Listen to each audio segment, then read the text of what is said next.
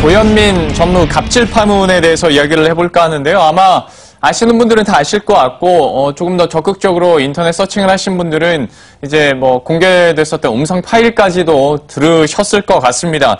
과연 이번 갑질 논란에 대해서 좀 어디서부터 어떻게 시작됐는지 워낙 좀 제보들이 많아서요. 가장 처음에 나왔었던 제보가 심해질 정도로 여러 충격적인 소식들이 많거든요. 한번 소장님께서 정리를 해주시겠어요? 하필이면 이제 땅콩 회항의 어떤 이 아픈 기억이 다 사그라들기 전에 예. 이제 대한항공 자매 갑질이 논란인데 이번엔 물병 갑질입니다. 지난달 중순에 대한항공이 이제 여러 지역에 이제 광고를 내보내는데 예. 유럽편, 영국편 이 광고 대행사와 이제 미팅을 하는 자리에서 조 전무의 질의에 대해서 제대로 답변을 못했다고 합니다. 그러니까 이제 광고 팀장에게 소리를 지르고 얼굴에 물을 좀 뿌렸다라는 게 이 광고 대행사 이제 이 SNS 온라인 홈페이지에 잠깐 떴다가 사내 게시판에 잠깐 떴다가 없어졌어요. 그걸 일부 언론이 단독으로 보도를 하자마자 이 사건이 굉장히 알려지게 됐는데요. 그러니까 바로 이제 조 전무의 경우에는 파장이 커지니까 어리석고 경솔했다라고 SNS에 사과까지 남겼는데 거기다 다낭으로 휴가를 가버립니다.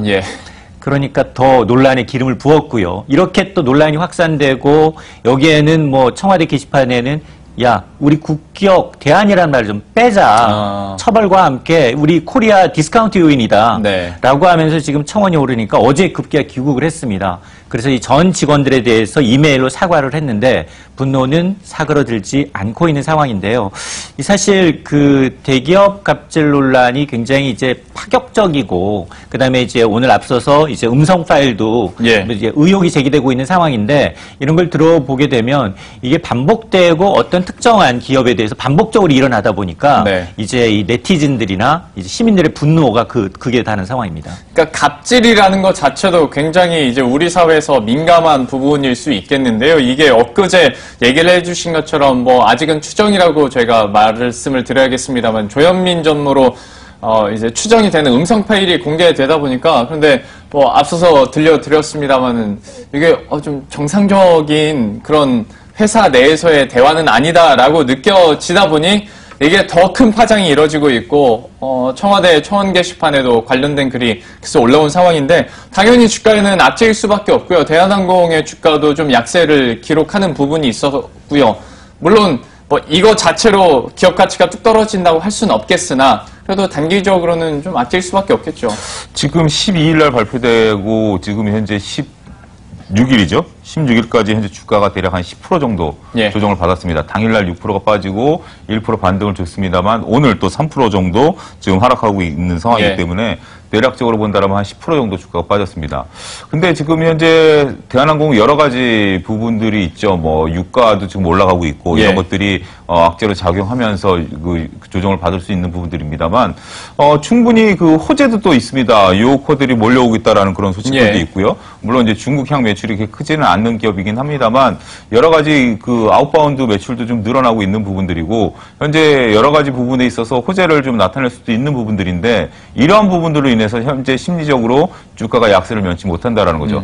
기업의 본질 가치보다는 투자 심리를 위축시킨다라는 거죠. 아무리 좋은 기업이다 하더라도 투자자들이 그 주식을 사지 않는 이상 주가는 올라가지 않게 마련입니다. 아무리 그 기업이 좋다 하더라도 굳이 지금 대한항공만 주식이 있는 게 아니기 때문에 여러 가지 주식이 있는데 이렇게 정말 나도 당할 수 있다라는 그러한 갑질에 당할 수 있다라는 그러한 현재 지금 심리적으로 위축되어 있는 투자자들 입장에서 본다면 굳이 대한항공을 내가 적극적으로 매수를 해서 그들의 그 어떤 오너들에게 좋은 일을 시켜줄 필요는 없다라는 것들 이런 것들이 반발로 들어온다라면 주가는 좀 더 약세를 면치 못할 그러한 가능성에 대해서도 현재 지금 투자하고 계신 투자자분들께서는 충분히 좀 대비를 하셔야 되지 않을까 그렇게 말씀드릴 수 있겠습니다. 이런 심리적으로 느껴지는 악재들 그리고 유가도 상승을 하고 있기 때문에 항공주에게는 좀 리스크가 될 수 있겠는데요. 그런데 어떤 숫자 그러니까 경제적으로 봤을 때 얘기를 해주신 것처럼 3월 들어서 중국 인바운드가 처음으로 플러스 전환했다라는 소식도 들려오고 있고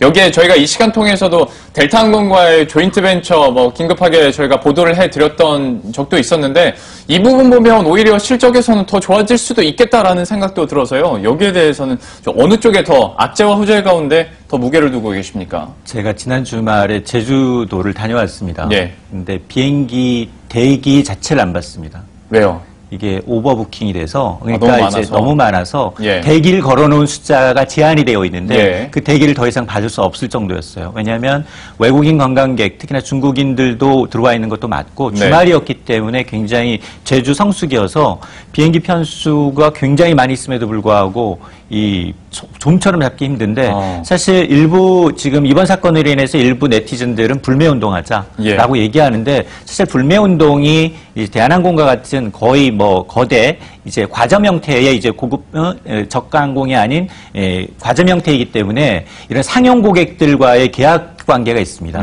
보통 이 대기업들은 한 10% 정도 할인해주는 대신에 이런 이제 대규모 이제 이 좌석을 확보할 수 있는 이제 권한을 갖다 보니까 오히려 물론 지금 뭐 악재의 경우에는 유가가 오른다거나 이런 건 악재지만 예. 환율은 또 호재예요.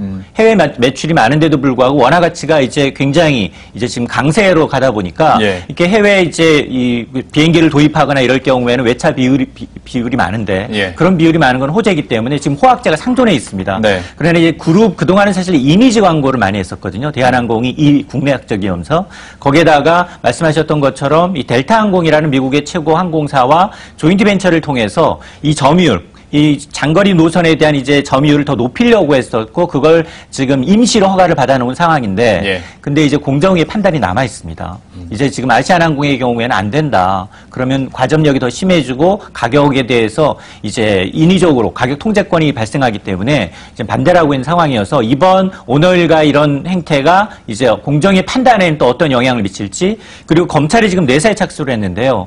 조현민 전 전무한테 이제 만에 하나 이제 지금 일부에 알려진 것처럼 물을 직접 뿌렸다라고 하면 예. 이건 업무상 지위에 따른 갑질 행위로 상해죄에 해당합니다. 예. 그러니까 이제 물론 유력 이제 변호사를 선임을 해서 이제 이 부분이 아니다라고 해명을 하고 있기 때문에 예. 이건 경찰 이제 수사에서 밝혀질 것으로 보입니다. 마음은 이해하겠습니다만은 아직까지는 전무입니다. 예, 전 전무가 아니라 예.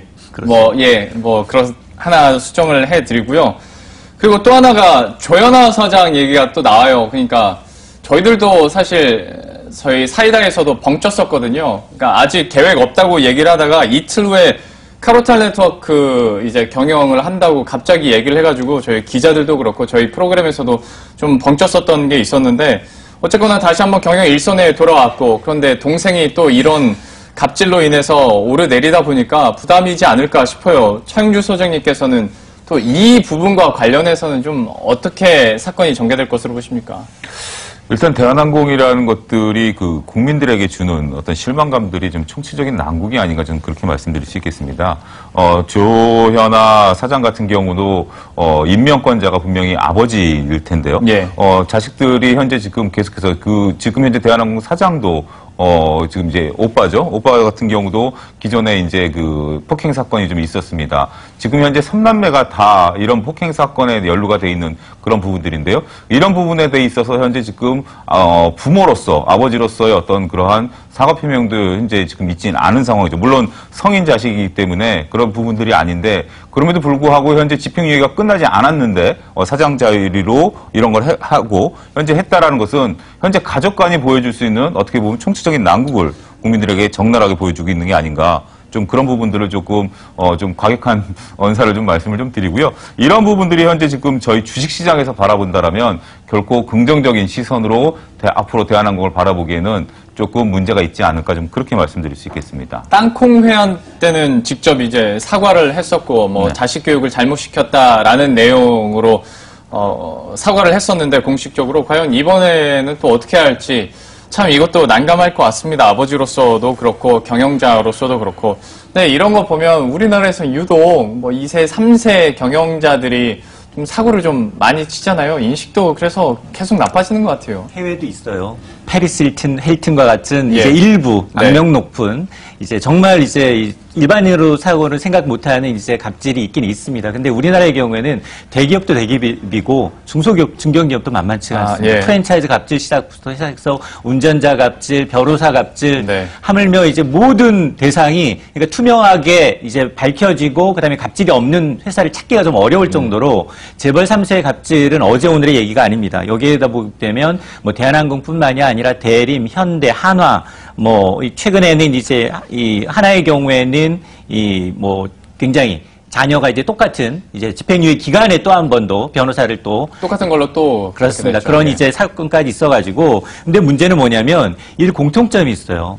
재벌 아버지 어머니 1, 2세는 분명 정말 예. 고생해서 공들여서 회사를 만들어놨더니 예. 3세들은 초고속 승진합니다. 보통 임원 다는데 임원이라면 기업의 별인데 예. 3년 정도 걸립니다. 네. 걸려서 너무 쉽게 너무 쉽게 올라가서 그 다음에 이제 그 어려움을 없이 잘하다 보니까 이게 곧 내가 다 지위 여하를 막론하고 내가 이 회사의 제일 대장이다. 예. 나를 누가 감히 나를 꺾겠느냐 이런 심리가 팽배해 있어서 그런데 사실은 CEO엔 품격이 좀 있어야 돼요. 그리고 이제 이거는 좀 다른 사안이긴 하지만 우리는 이렇게 CEO 갑질에 대해서 법적인 근거가 사실 굉장히 미약하고 처벌이 미약합니다. 예. 근데 일본의 경우에는 사실 지난번에 이제 신동빈 회장의 경우에는 일본 롯데홀딩스의 대표이사를 사임했지 않습니까? 예. 일본의 경우에는 이사회에서 아예 이제 검찰에 이제 기소됐다라는 자체만으로도 먼저 사임하게끔 유도를 한다고 합니다. 예. 그러니까 이제 그런 부분에 대해서는 우리도 조금 더 회사의 어떤 정말 직원들의 이제 이 어떤 입장에서 그리고 이제 시민의 입장에서 고객의 입장에서 자기 자신들 가족의 경우에는 조금 더 좀 이 SNS가 발달된 이 상황에서 노출될 수밖에 네. 없는 상황이거든요. 예. 좀 자제를 부탁을 드립니다. 예. 자제를 부탁드립니다, 진짜로. 근데 워낙 초고속으로 승전을 하다 보니까 역시 품격에 있어서는 좀 처지지 않나라는 생각도 들고요. 대한항공 이슈에 대해서도 저희가 한번 정리를 해드렸고 주식시장에서에 대한 영향력 한번 체크해봤습니다. 지금까지 참좋은경제연구소의 이인철 소장, 와이즈경제연구소의 차영주 소장과 함께했습니다. 오늘 말씀 고맙습니다. 예, 이렇게 심층 토크 마무리 짓고요. 현재 들어오고 있는 뉴스들은 어떤 것들이 있는지 이슈 파노라마 통해서 함께 확인하고 오겠습니다.